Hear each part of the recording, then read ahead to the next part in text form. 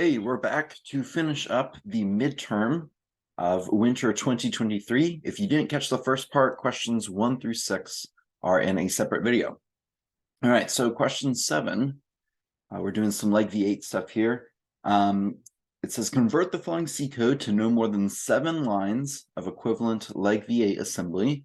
Assume int32 type foo address, base address is held in x6. So that's an array of 32-bit or 4-byte integers. If you need a temporary register, use x1. You must use CBZ or CBNZ rather than any other branch. And it gives us some variable to register mappings. It says T, which we will use, is an x2. It's a signed 4-byte integer. U is the same thing. It's an x3, but if we look in the code, we aren't going to use U. I'm going to go ahead and cross that out. It says V is an x4, but we don't see xv. We do see W in our code. That says it's a signed 4-byte integer in x5. And then we have x and y that are 8-byte unsigned integers in x7 and 8. We don't see y, but we do see x. So we can go ahead and cross out y. And then once again, foo is an array of signed 4-byte integers. And so that should immediately be a clue to us whenever we are doing something with signed 4-byte integers, especially if they're coming from memory. We need to do the appropriate things to convert them to 8-byte integers because the registers in leg V8 are all 8 bytes. So whenever I see some C code like this, especially an if statement, I like to break it down. This is actually what a typical compiler would do. Whenever you see an if else, you can kind of ignore whatever's inside for now and just start with the if else, get all your branches right and your compares. And then after you do that, you can add in the code inside. So there's a few different solutions to this problem, and I'll go through all of them. But the first one, the most intuitive one to me, is to just start with our if statement. So it says if t is 0, we're going to do whatever is inside the if statement. And that means that if t is not 0, we're going to go somewhere else. So I find it easier to have the fall through, which means the next line immediately after the if statement come relatively high up. And so I'm actually going to invert this condition check to convert it to a CB in Z of T, which we saw was X2. And then let's leave the label, our branch target, empty for now. And then whatever was inside the if statement, I'll just mark it like that for now. We'll copy that in a minute. And I'm going to leave a little space for it because it seems kind of lengthy. And then if I do not execute the fall through path, then I must execute whatever's inside the else block. So I'm going to actually call the label that I'm going to branch to else to make it really clear what we're doing. So if t is not 0, we're going to execute whatever's in the else block. And we can fill that out in a minute. It'll be some line. And then I'm also going to put an ends label here, because if we're inside the fall through part and we're executing whatever this line is, at the very end, we don't also want to execute whatever's in else. These should be mutually exclusive. So we need a branch to end. And the problem did say you must use CBZ or CBNZ rather than any other branch. Okay, I think for the rubric, we would definitely accept B. The point of saying that was to say you can't use any of the branches that had the subconditionals that read the flag. So no CMP instruction followed by a branch. They should just be one-line branch instructions. But if I'm going to follow the problem to the letter, I would change it to an unconditional branch. So maybe something like CBZ XZR, and then go to the end, because the 0 register should always be 0. And so that's an unconditional branch. So now that we've taking care of the branching, we can figure out whatever is inside. And so starting, I guess, with the bottom part, with the else part, that's pretty easy. To set a register to a value, all you need is a move instruction. And in this case, we definitely want a move Z instruction because move K doesn't change the entire register, it only changes part of it. Move Z will zero out the entire register and then change the part that you need. So I'm going to use a move Z instruction here, and W is X5, so that will be my first argument, since the first argument in ARM is going to be the destination register. And then I'm going to place a 3 inside of X5. All right, and now just to translate to the part that was in the fall through path. So this W equals foo at X times 7. So first we need to get our address right.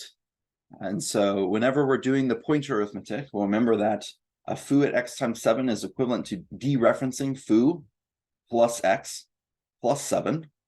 But foo is a pointer type. It's an address. And these other things are just indices.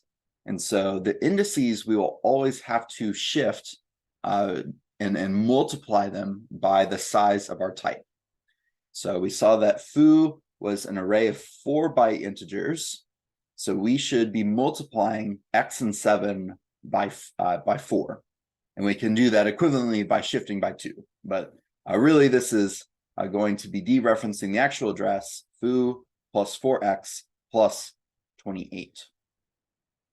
So now let's look at this. So we have 2 variable parts. We have foo and X. Those are, or X and foo are in registers right now, so that final sum will have to be in a register. But the 28, we can just encode directly into a load instruction. And so we don't have to add that to our sum before dereferencing. We can just include it in the offset, the constant offset portion of our load instruction. So we'll see that come back in a minute. But first, let's take care of adding our address all together. So first, we want to get this 4X. And so in order to multiply by 4, that's the same as shifting by 2, because 4 is 2 to the 2. And whenever we left shift by some number, that's the same as multiplying by 2 to the power of that number. So we're going to left shift X by 2. Now here's the thing. X might be used after this little section of code that we're writing. So we don't want to place the result back into X. That if you need a temporary register, use X1. So I'm going to shift X, which is register 7, by 2, and I'm going to place the result in X1. Then now I can add foo plus 4X. 4X is in X1, foo is in X6. So I can just add them together and place the result back in our temporary register. So X1, X1, X6.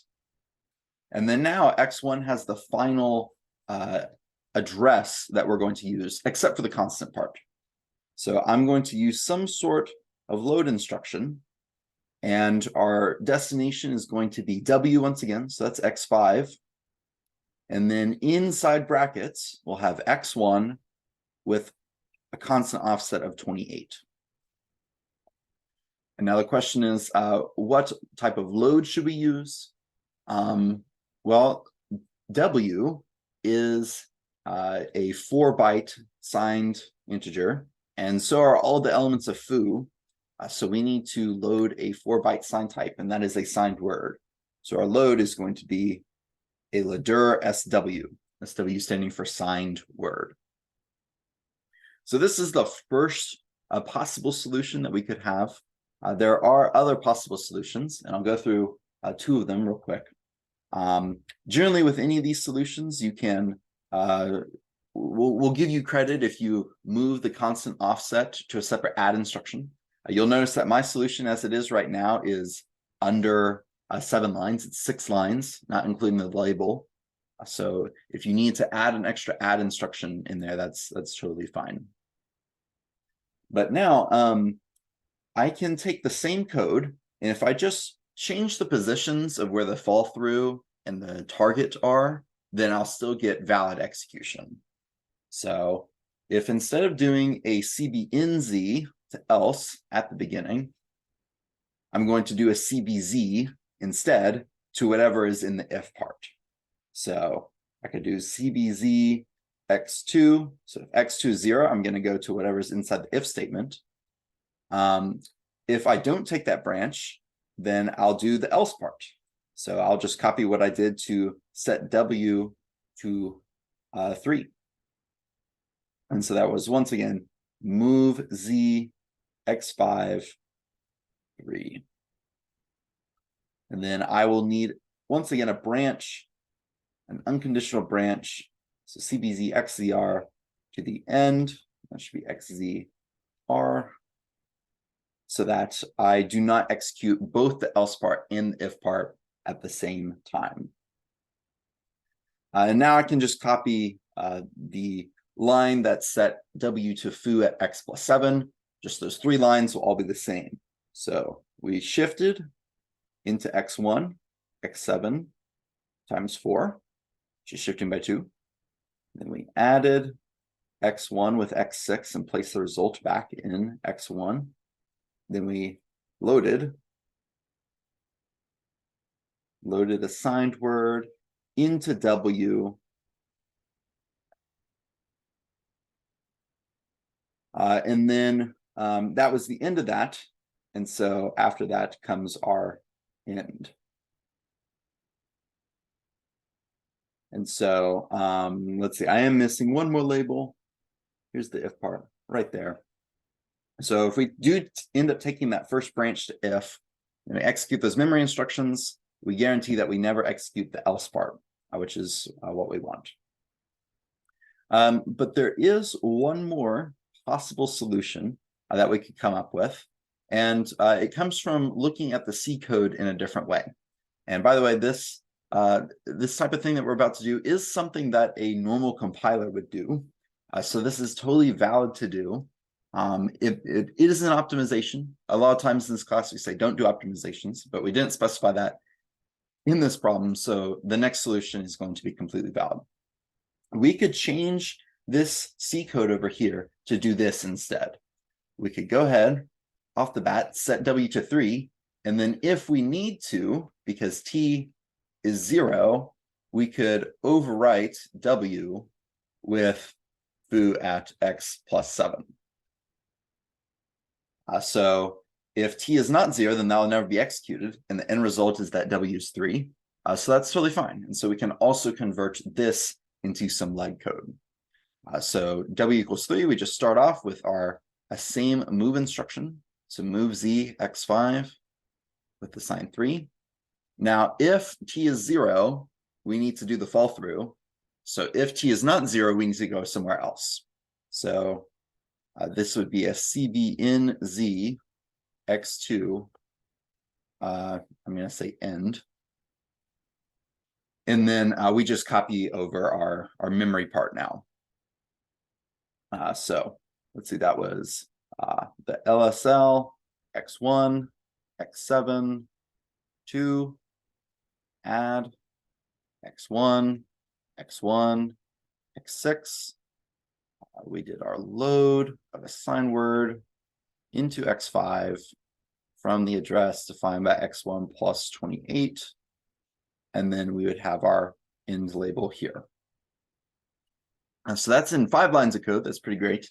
And so that would also be totally a valid solution. And so once again, with all these solutions, you can have an extra add instruction. You could, let's see, before the LSL, you could add 7 to x1 and then shift x1 instead, so that you're shifting x plus 7 by 2. If you added 7 to x7, that probably wouldn't be full credit because you're modifying x itself. That wouldn't be good. If you did it in between the LSL and the add, you could add 28, or you could do that after the add. You could have an add-I instruction that adds 28 directly. That would also be fine, as long as you don't go over 7 lines and it's actually correct in the end. So as long as x1, by the time you get to this load, has the value foo plus 4x plus 28, then you're good. So those are the valid solutions for part A of this problem. And now let's look at part B. This one has a fewer correct solutions, so we can look at this here. It says show the final value of the memory and registers listed after the following leg V8 code runs. You are to assume that all registers in any memory value not shown are initialized to be 0. Assume we're in little endian mode and put all your answers in hex. So it gives us some instructions and it gives us some memory locations. And so we're supposed to fill out all the boxes and the blanks in this problem. So first we do a load of a sign word to x4 from the address defined by x31 plus 100. Now x31 plus 100 is just 100 because x31 is the 0 register. It's the same as xzr that I had in part A of this problem. So our address for the load will be 100. And because we're loading a signed word, we're going to be loading 4 bytes. So starting at address 100, we're going to be loading these 4 bytes. And now the question is, what is just the order that we load them? Well, we are in little endian mode. Little endian means at the end, so the rightmost byte of our register is going to map to the address that is littlest. So that means that our 80 of these 4, 80 is the one that has the littlest address because the address is 100. And so we'll put that at the very end, and then we'll just copy from there. So we had 80, 8, F9, 55. And that is the result of our register. Don't forget that the registers are not just 32 bits, they are 64 bits.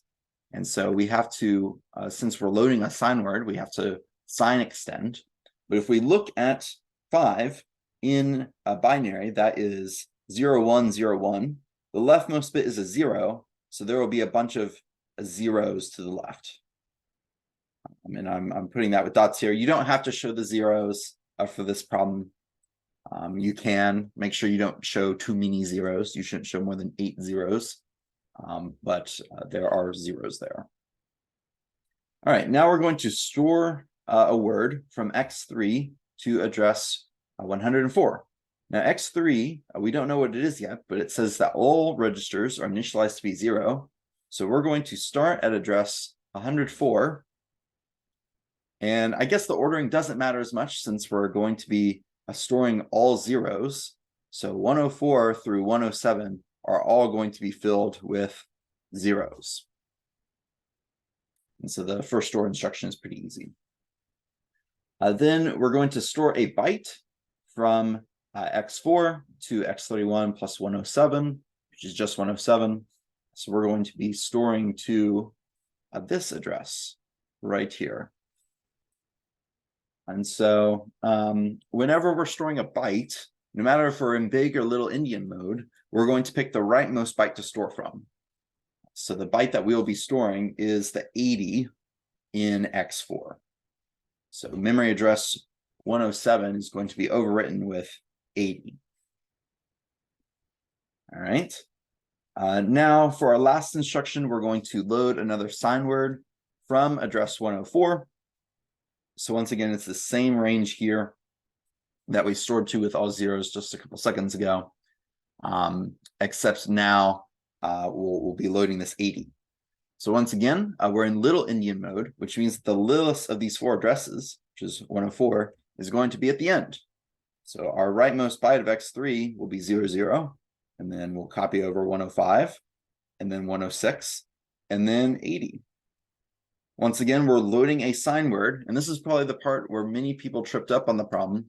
But since we're loading a sign word, we have to do our sign extension. And 80 in binary, or sorry, 8 in binary is 1000. The leftmost bit is a 1, so that means we have to carry the 1s to the rest of the register. If we take all 1s in binary and convert that to hex, it'll be an F. So you should have 8 Fs before the part of the register that we just loaded. So that, I can't think off the top of my head. Let's see, that's -2 to the 31. It's a very negative number. And so that's what the value of x3 will be. And then finally, we'll just copy over the contents that we didn't modify. So this should be 80 here. This is 8. This is F9. This is 55. And that is it for this problem. So now we're going to move on to the most dreaded problem of all. But first, real quick, I do want to go over the rubric for part A of that problem. We gave out 9 points total, 1 for each of a bunch of different things. So 1 point for using the correct type of branch as opposed to a compare instruction followed by a branch. 1 point for branching to and only to the fall through part when t is 0. So if you didn't have like this bottom branch, that branch conditionally so that you don't execute both of them, you wouldn't get that point. And the same is true for the reverse. You need the correct move instruction. You need a correct load instruction. So a correct load instruction means that you have to have a signed word and you have to follow the format correctly. So there's a destination register, there's a source register, and there's a constant offset. You can't have 2 registers inside the braces for a load instruction. That's an incorrect load instruction. You need the correct address for foo at x. So that's the add that I had here, probably with the shift. And that's the next thing, but we gave partial credit for wrong shifting as long as you had some shifting. And then you need the correct address for foo at x plus 7. Whether that's with an add I or the constant offset in the load instruction, you definitely need that. And finally, 1 point for using x1 as the only temporary. So if you updated any of the existing variables with another value, that'd be incorrect. And then we took off many points for exceeding a certain number of lines. So that's the rubric for that question. So now we can move on to question 8. This was sort of repeat from the homework, but I don't think you had to do the homework or remember the homework in order to know how this problem works. We're working with a new stack-based ISA named HOB. I think it's short for BREHOB. There are 3 instruction formats. Bit 0 is the least significant bit. So we have our first instruction format that's an R type. We have add and NOR instructions, and we have a 3-bit opcode, and then the rest of the bits are unused. Looking down at the description of add and NOR, to do add and NOR, we pop the 2 values off of the stack and then push the sum or the NOR, the bitwise NOR, those 2 values back on the stack. So our stack shrinks by 1 in the end. Our I-type instructions, we just had push I. We had our 3-bit opcode as always, and then we had some value represented in 5-bit 2's complement, taking up the last bits. And we were to push the sign extended value stored in the value field onto the stack. Then we had A-type instructions, which I think stands for address type instructions. Same deal, 3 bits of opcode, and then we have a 5-bit unsigned address. So in the I-type, those last 5 bits were signed, and in the A-type, those last 5 bits are unsigned. And so reading the description for push and pop, push takes a value at a memory location and pushes it on the stack. Pop does the opposite. It removes a value from the stack and places it into memory at the location specified by the address. And then finally, our BEQ, if the 2 values on the stack are equal, we're going to pop them both and branch to the location specified by the address field.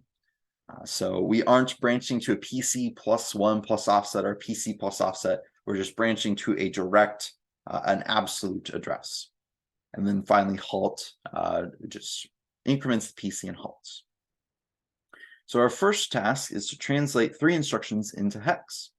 And so I'm going to write them out in binary first, because that's always the easiest thing to do, especially when we have different values that aren't using even numbers of 4 bits. So a NOR instruction, we see that the first 3 bits is the opcode, so that's 0, 0, 1, and then the last 4 bits should all be 0. And so if we take this and convert it into hex, this first hex digit here is a 2, and then this last hex digit is a 0. So the NOR instruction will translate to 20 in hex. Then we have a push I instruction, and we're pushing -1. So first our opcode push I is 100. Then -1 in a 2's complement is always going to be all ones. And so we can just fill all of the last 5 bits with ones. So once again, translating that to hex, 1001 is 9 and 1111 is F. So this instruction is 9F in hex. And then finally, we have a BEQ to address 4. The opcode for BEQ is 101. And our target is address 4. And so 4 in unsigned numbers is just 00100. And so taking again this first hex digit, 1010 is A. It's 8 plus 2, which is 10, which is A. And then the last 4 bits are 4. So A4. Pretty straightforward, I think. I don't think we gave really any partial credit for that part of the problem. So now, moving on to part B, we are going to create a single cycle data path for this ISA. And we're given the following devices. We have a PC. It's a 5-bit PC. So remember, the PC is the program counter. That's the address of the current instruction that we're executing, but it's not the instruction itself, because the instructions have to be 8 bits, as we saw up here. And so we can't have a 5-bit instruction. It initializes to 0. And when write enable is 1, the device will store the input value on the next rising edge of the clock. That is at the end of the clock cycle. Then we have 32-byte memory.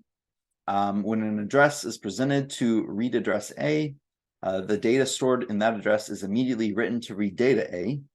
Same for read data B. When write enable is 1, write data is written to the address specified by write address on the rising edge of the clock.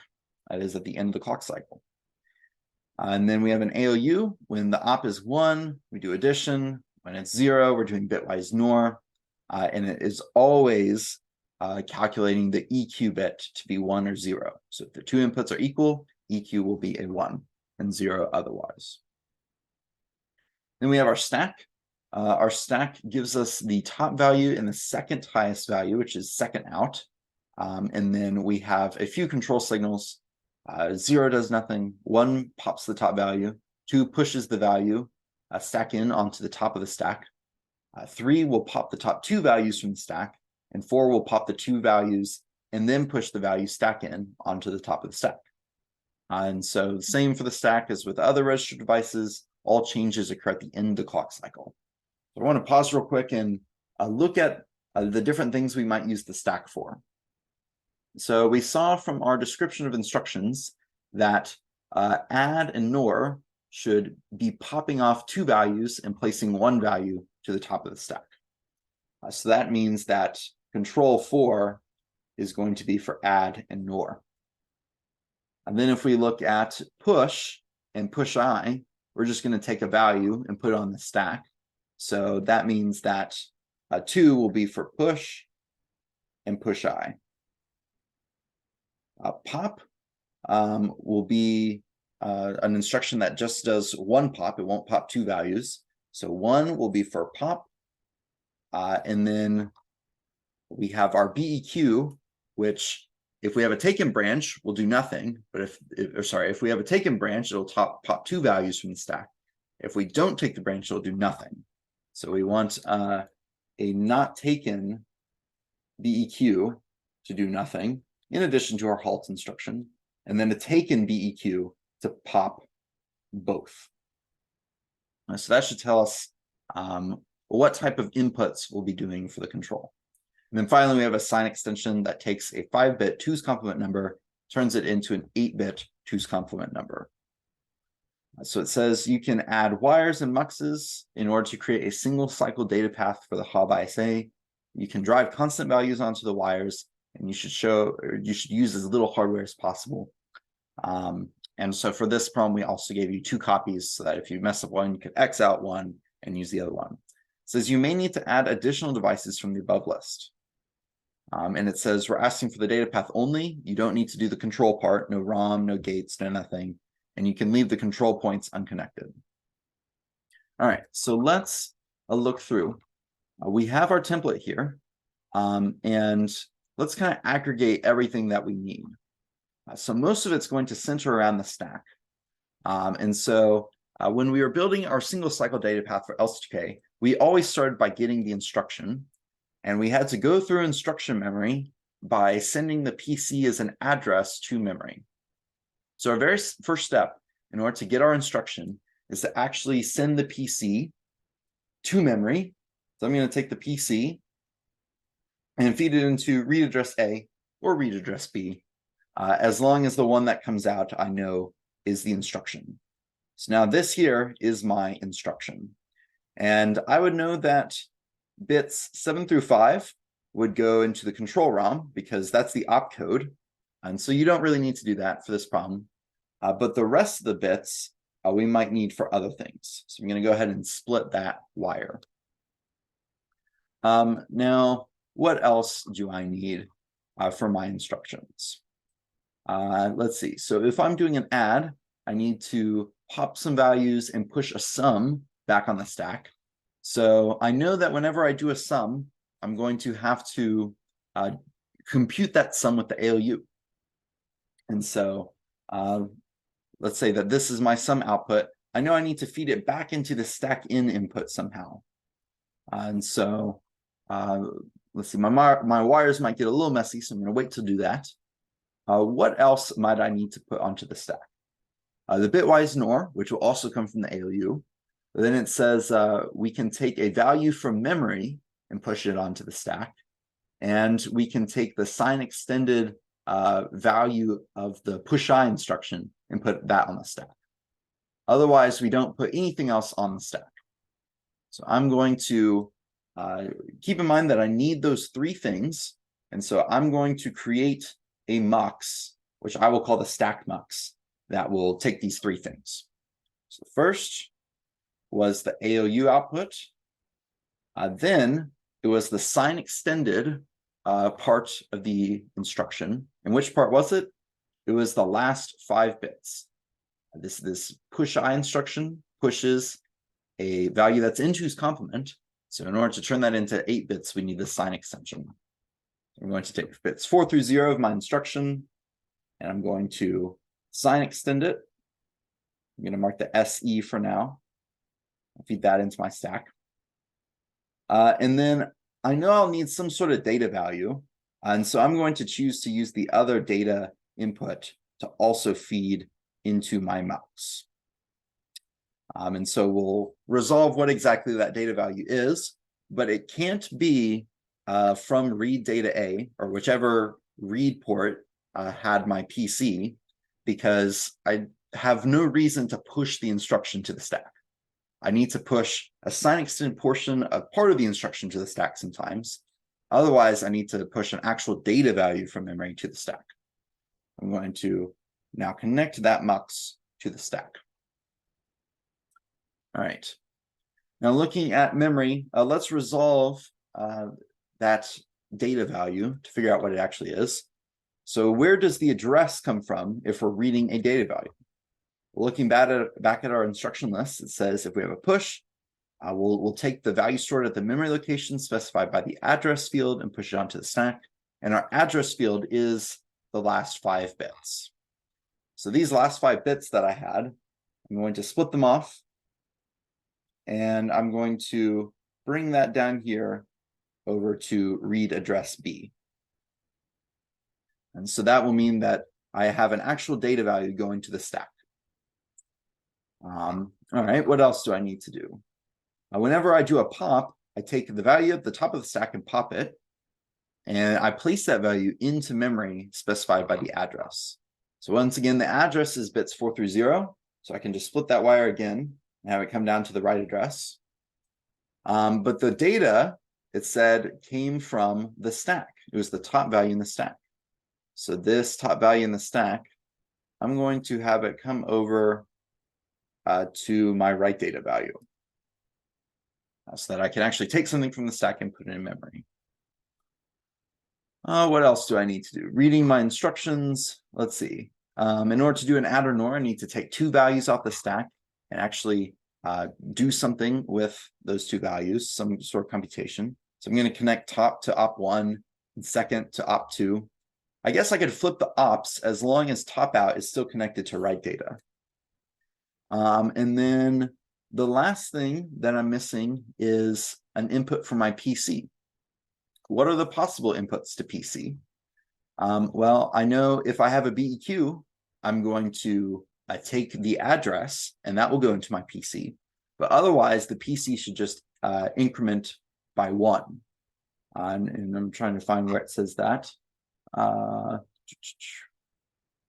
It says in the halt instruction, at least, we always increment the PC in the halt. So I know that I need some sort of PC plus 1 to go into PC sometimes, and some sort of, the address from my BEQ instruction. So I'm going to go ahead and feed that address in. And then in order to calculate PC plus 1, I'm going to have to do something else. So we already have an ALU, and we're using that to do our addition and bitwise NOR. But if we want to add PC in 1, we need another ALU. We can't reuse the same ALU because this is a single cycle data path, and we can't do 2 computations with the same component in the same cycle. So we need a separate ALU, and in my ALU, I'm going to feed in PC and then the hard-coded value 1. And so that will be my ALU. And it will always do addition. And so this is op1, this is op2, and this is our output. And so the mux will select at the right time which one we're going to update our PC to. So this is the completed data path that we need. And now I'm going to finish up by going through the rubric and the very pretty looking solution that we have. This is pretty much exactly what I showed here. I do want to go through the 10 things that we were looking for in this problem so that you can understand the rubric. So first, we needed PC plus 1 to connect to the PC mux somehow. So I did that with the ALU. A lot of people use this other ALU in order to do that. And like I said, we can't compute multiple values for the ALU at the same time. So if this ALU was connected to the PC mux, then we would either give credit for that one and not give credit for the add instruction that we'll do later, or we would give credit for the add instruction and not give credit for PC plus 1. Because it's impossible that both of them would be there at the same time. It has to be one or the other, not both. Then we had offset going to PC, and offset is specifically the address. It is those bits 4 through 0 coming out of memory. It can't be bits 4 through 0 of the PC because the PC only has bits 4 through 0. So it had to be bits 4 through 0 coming from memory and going to the PC. Then we had the ALU output going to the stack, a mux that's pretty straightforward. We had the sign extended offset going to the stack. Once again, that offset has to be bits 4 through 0 coming from memory. Can't be the PC. No reason to sign extend to PC. Then we had the memory data value going to the stack. Now, as I was saying, the data value is separate from the instruction. So if you had the instruction going to the stack mux, that would not receive credit. So if I somehow had the PC going to both read address A and read address B, well, then the output of both of those is going to be an instruction. So that wouldn't work. Or if I selected from the wrong data read port to go to the mux, then that wouldn't be correct either. I had to take specifically the data value. So as long as the address port for this data value was anything besides the PC, you would have gotten credit, even if it wasn't the correct address, which we'll cover in a second. But as long as it wasn't the PC, you would get credit. And then we had the PC going to memory read address. Let's read the instruction. That's pretty straightforward. We had the offset, once again, bits 4 through 0, the memory output going to the memory read address. And the same thing for the write address. And so another thing with those, they can't be circular. So you can't take the output of a data port and feed it back into its own address, because then you have this circular thing, and that wouldn't work. And then finally, we had the data path. We had the stack top out going to memory write data. You didn't need a mux for that one. That was pretty straightforward. And then finally, the stack outputs connected to the ALU. That was the last point. One other thing that we saw a lot, if you were trying to drive multiple values to the same wire, that's an issue.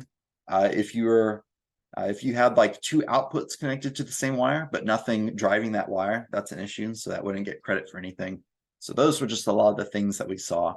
But you should be able to go through this list of 10 things and see the wires on this diagram and my solution here. So that's everything for this exam. I hope that this video is helpful, and we'll see you next time.